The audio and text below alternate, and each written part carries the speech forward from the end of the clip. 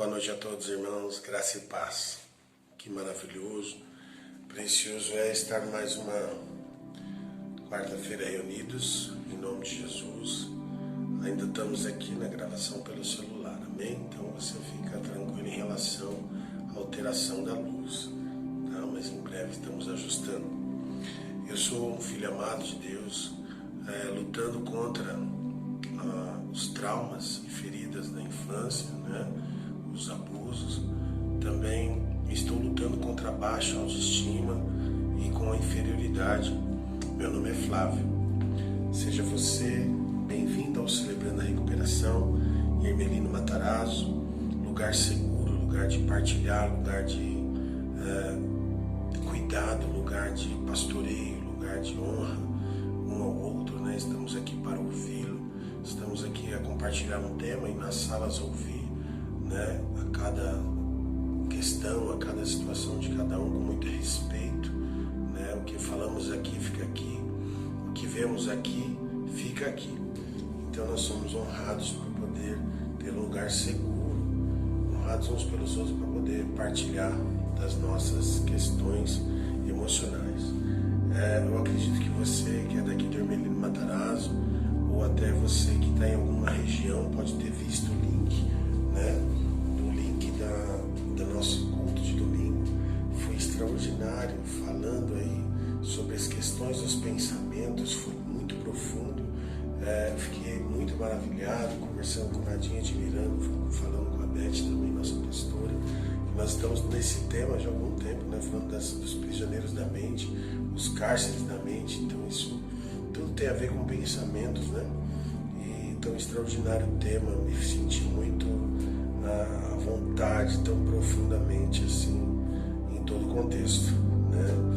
E falamos aqui de identificar as prisões, os pensamentos, né, da mente, identificamos como funciona também o funcionamento dos fenômenos da mente. Nós vimos sobre isso semana passada, sobre desbloqueio, e essa semana nós estamos na segunda parte do desbloqueando a mente, né, que é desbloqueando a mente, pensamentos.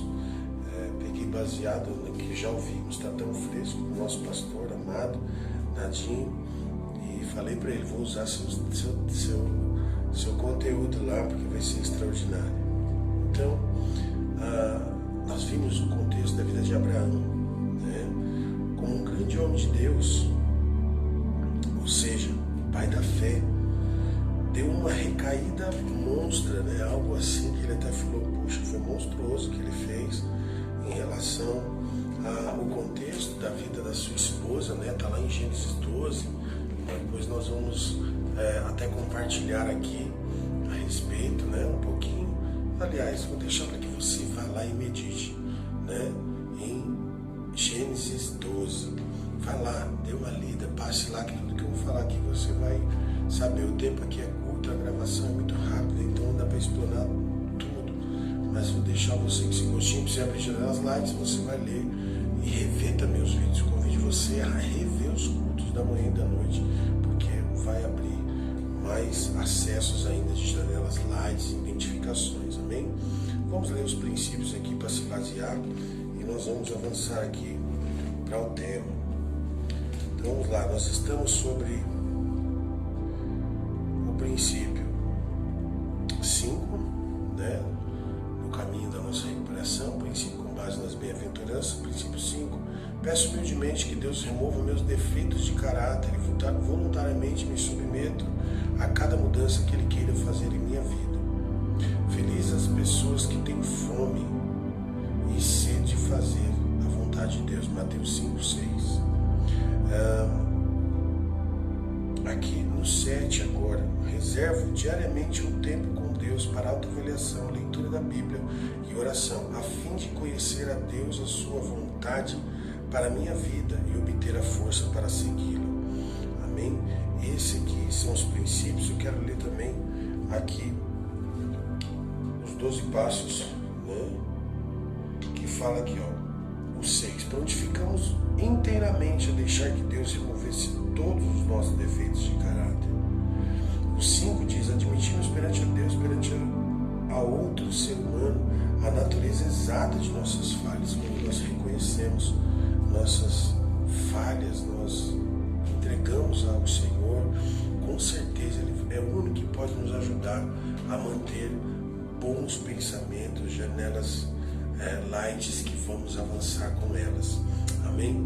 Então, baseado lá na história, Gênesis 12, falando da vida de Abraão, que houve ali uma grande mudança no comportamento de um grande homem da fé.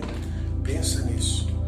Ele estava em Betel, né, que é casa de Deus, e por uma situação de medo, ele reage a simplesmente a tomar uma decisão rápida de colocar a sua mulher em uma situação delicada. Veja bem, vou ler só o versículo 9 e o 10. Diz assim: dali ele foi andando de um lugar para o outro, sempre na direção sul da terra de Canaã. Naquele tempo houve em Canaã uma fome tão grande que Abraão foi morar por algum tempo no Egito. Quando ia chegando ao Egito, Abraão disse a Sarai, a sua mulher: escute, você é uma mulher muito bonita, e quando os egípcios a virem, vão dizer, essa aí é a mulher dele? Por isso me matarão e deixarão você viva. Diga então que você é minha irmã, assim por sua causa eles me deixarão viver e me tratarão bem. Aí aqui a história diz que ele deixou tratar dessa causa, né? Quando Abraão chegou ao Egito, os egípcios viram que Sarai era sua mulher, e a mulher era muito bonita. Alguns altos funcionários do rei do Egito também viram, contaram a ele como era linda aquela mulher. Por isso ela foi levada para o palácio do rei. Daí por diante, aí já começa toda uma situação delicada, porque ele mentiu, ele entregou a mulher dele tudo por causa do quê? Do medo. Aonde estava o medo? Nos seus pensamentos. Então, a forma que nós pensamos revela cada passo que nós vamos dar da nossa vida. Cada situação, cada comportamento, o intenso do dia, nas suas responsabilidades, naquilo que eu decido, na minha casa, com a minha família, com os meus filhos, com a minha esposa, no meu trabalho, em tudo envolve meus pensamentos. E naquele momento, aquele homem de grande fé, ele tomou essa decisão. Eu fiquei pensando aqui, grandes outros homens de Deus, como Davi, ele viu lá da sua sacada, quem? Uma linda mulher. Mas ele já estava com alguns pensamentos, e quando ele olhou, ele só afirmou. Depois ele decidiu mentir, depois ele decidiu matar, e aí por aí foi. Mas quem foi Davi no final das contas? De quem, quando nós lembramos dele, nós lembramos de o homem segundo o coração de Deus. Quando nós lembramos de Abraão, nós falamos dele como o pai da fé.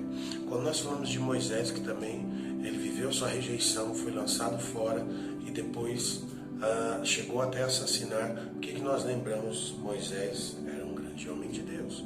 Quando nós lembramos de José do Egito, lembramos que ele foi lançado num buraco, depois vendido, e depois que ele se tornou governador. Depois que nós lembramos também da vida de, deixa eu pensar aqui, Sansão. Sansão tinha vários pensamentos equivocados, mas era um grande homem de Deus. Mas por que ele deixou se levar pelos pensamentos? No final da sua história, quem foi? O que levou? Então assim, nós temos muitos relatos bíblicos extraordinários, né? Jeremias foi lançado num poço, e aí nós vamos falar aqui sobre Lamentações, o que levava ele a ter esperança. Então assim, tudo isso nos faz lembrar você como homem, como mulher de Deus, que você está vivendo como eu, vivo grandes ações de Deus, vivo grandes visões do reino de Deus, vida maravilhosa de fé, mas às vezes os meus pensamentos me levam a me lançar com a rejeição, com a baixa autoestima, com a inferioridade, em situações que são delicadas, como um líder, como um pai de família, como alguém que influencia. Se eu não cuidar dos meus pensamentos, se eu não procurar abrir janelas lights, e isso eu tenho que fazer a partir de já, eu não posso esperar as coisas acontecer para fazer.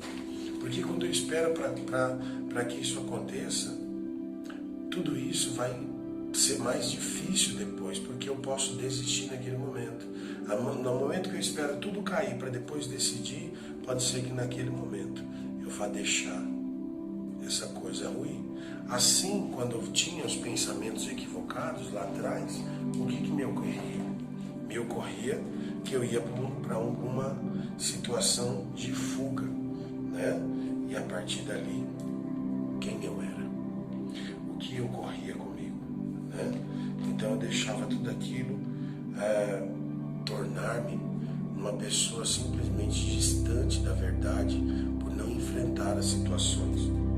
Vamos ler o texto de Jeremias 6,19, diz: ouça toda a terra, e eu trarei um grande castigo contra este povo, fruto de seus pensamentos carregados de pecado, porque eles se recusam a ouvir as minhas palavras, eles rejeitaram a minha lei. Olha isso, somos o que pensamos. Tudo que está no fruto da nossa mente, aquilo vai acontecer, não vai fugir. Então, assim, tudo que nós relatamos do nosso córtex frontal, de tudo aquilo que nós já meditamos aqui em relação aos 4 fenômenos da mente, lembrando gatilho, janela, âncora e alto fluxo da memória. A âncora é a peça mais terrível, que quando ancora numa janela ruim, uma janela traumática, fica repetindo as situações. O gatilho dispara e encontra o quê? Janelas traumáticas, né? Então nós precisamos trabalhar para que novos pensamentos sejam formados, para que isso dê frutos bons, desbloqueando a mente dos nossos pensamentos. Escrevi algo aqui: a gratidão tem a ver com o que penso. O desgosto na minha vida, nos meus relacionamentos, em tudo que faço, tem a ver com o que penso. Criamos um personagem cruel ou um herói que vence tudo dentro do pensamento. Aí nós falamos do evangelho triunfalista, mas nós pensamos aqui: Jesus é o nosso grande herói, ele é Senhor e Rei, ele venceu na cruz. Não tem como questionar isso. É tudo que eu amo, é tudo que eu desejo, é tudo que você ama, é tudo que você deseja, viver uma vida plena em Cristo. Pois ele levou sobre si todas as enfermidades, todas as dores, todos os sentimentos. Ele passou por essa fase. Eu e você, quando passamos nos dias de hoje por situações difíceis, como nós reagimos? Ele enfrentou, ele foi acusado, ele foi caluniado, ele foi difamado, bateram nele. Ele não brigou, ele não reagiu. O que nós fazemos? Então, se nós temos uma vida nova em Cristo, como nós devemos nos portar? Eu não vou te dar triunfo aqui. Eu só estou querendo que nós pensemos juntos sobre o quê?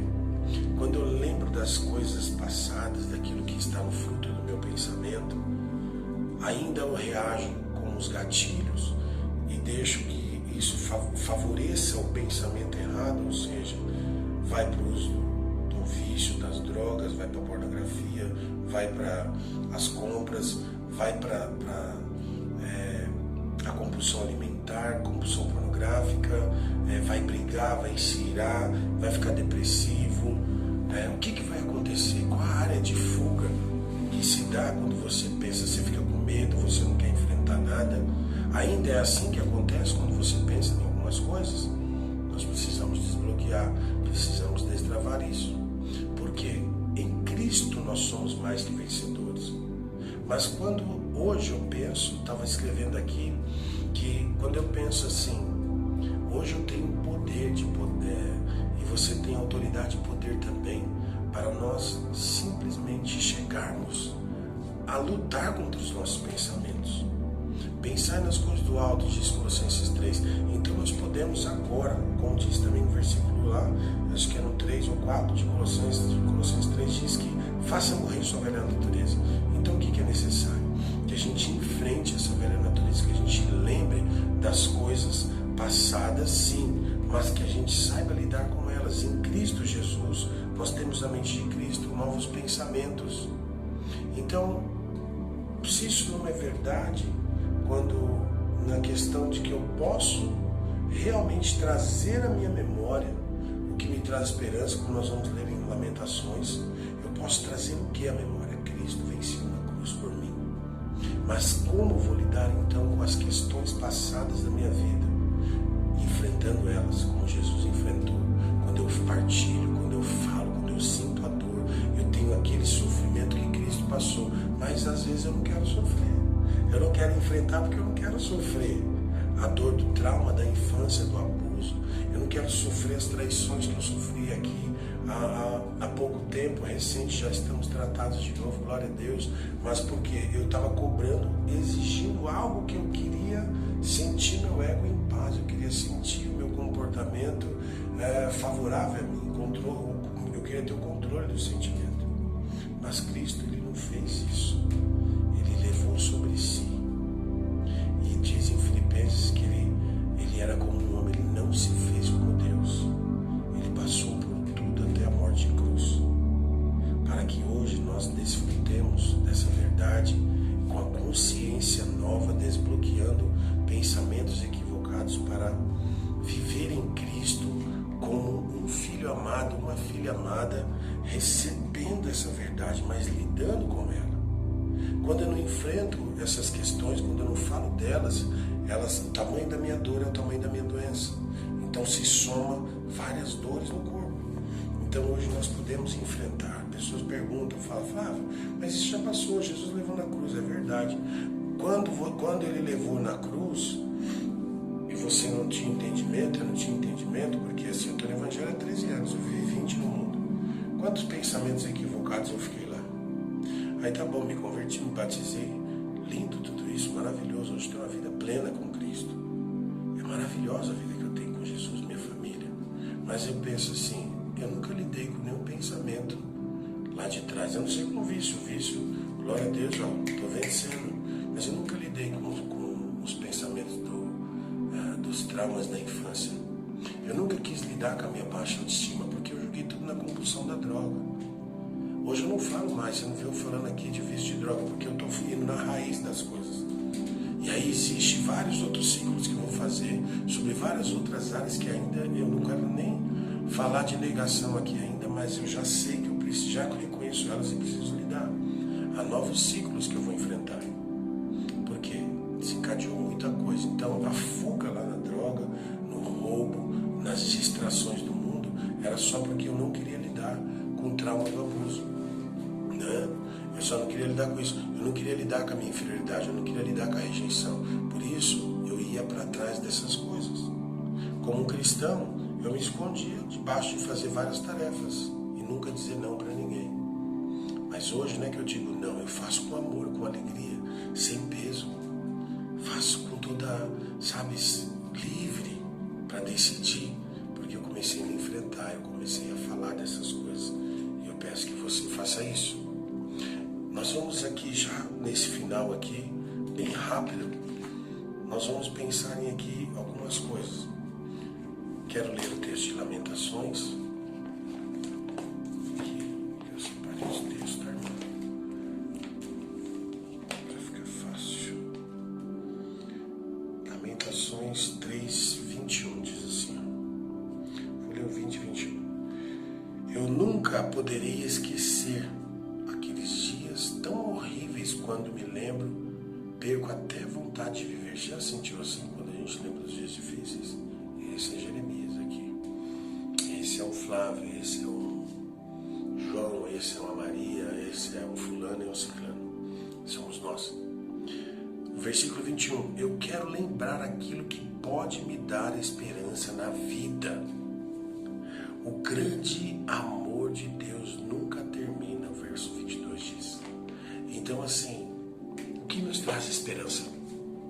Essa é a pergunta-chave. O que nos traz esperança? O que nos faz agora lembrar de coisas boas para a gente saber se nossa mente está desbloqueando? Você vai mexer com isso com toda a sua honestidade e sinceridade. Veja bem, quando eu perguntar aqui, quais os pensamentos que ainda vêm à sua mente, à sua memória, se te traz esperança ou desesperança? Você vai só falar daquilo que é esperança ou desesperança para você identificar e lidar, para reescrever, reeditar. Somos os novos roteiristas da nossa vida, dos nossos novos pensamentos que Jesus está nos dando. Então, a pergunta é aqui, quando eu te falar família, o que te vem à memória? Pai, mãe, o que te vem à memória? Esposa, esposa, o que te vem à memória? Filho, filha, o que te vem à memória? Tia, tio, primo, prima, casa ou lar, o que te vem à memória? Nós somos a maioria cristãos, igreja, o que te vem à memória? O templo lá, né? O lugar onde nós nos reunimos, a sala maior, célula, você que é um membro de célula, um líder, um supervisor de área como eu, liderança, líderes, você fala dos seus líderes, quando você lembra do seu pastor, do seu supervisor, o que te vem à memória? O que te vem à lembrança? Te traz esperança ou desesperança? Te traz um sentimento de ódio ou de alegria? Te traz gratidão ou te traz agonia? Rejeição, o que te traz à memória? Inferioridade, o que te traz à memória? Enfermidade, o que te traz à memória? Abuso, o que te vem à memória? Perdas financeiras ou de amigos, parentes, familiares, o que te vem à memória? Liderar, o que te traz à memória? Você ser o líder de algo. Organização, o que te traz à memória? Bagunça, o que te traz à memória? Medo, o que te traz à memória? Pandemia, nessa época, o que te traz à memória? Isolamento, o que te vem à memória? Trabalho, o que te traz à memória? Condução, ir e vir, o que te traz à memória? Trânsito, o que te traz à memória? Velório, estar nesse ambiente, o que te traz à memória? Celular, o que te traz à memória? TV, redes sociais, o que te traz à memória? Séries, filmes, o que te traz à memória?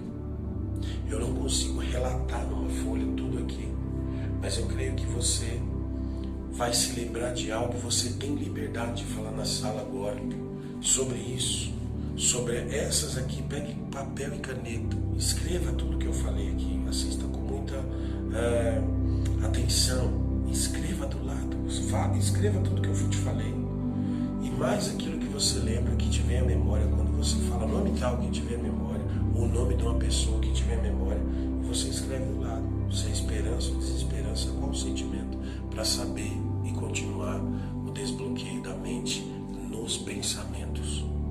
Então essa aqui é a nossa tarefa de hoje. A pergunta simples já está feita. Quando eu te pergunto o que te traz esperança ou desesperança, e essa lista, e mais aquilo que você pode acrescentar, o que te vem à memória? Que, assim como diz no texto aqui de Lamentações, eu quero me lembrar daquilo que pode me dar esperança na vida. Então aquilo que ainda não dá, vamos trabalhar para construir uma janela light, para construir novos tempos e pensamentos. Aquilo que já traz esperança, alegre-se, compartilhe, fale com alegria. Mas sempre teremos áreas que nos traz desesperança. Que você tenha uma boa partilha, ouça o louvor que vai vir aí após essa ministração, e você tem um tempo de adoração, depois vai para a sua sala de partilha, partilhe. Peço a você também, convide pessoas, mande o link. Você que for da primeira vez, peça para procurar o Flávio, Edith, Sérgio, Gisele, Felipe, Caterine. Fale para nos procurar. Você que vai convidar pessoas, da primeira vez, mande lá, ou mande para o seu líder da sua sala, o facilitador. Olha, eu quero convidar pessoas, como eu faço?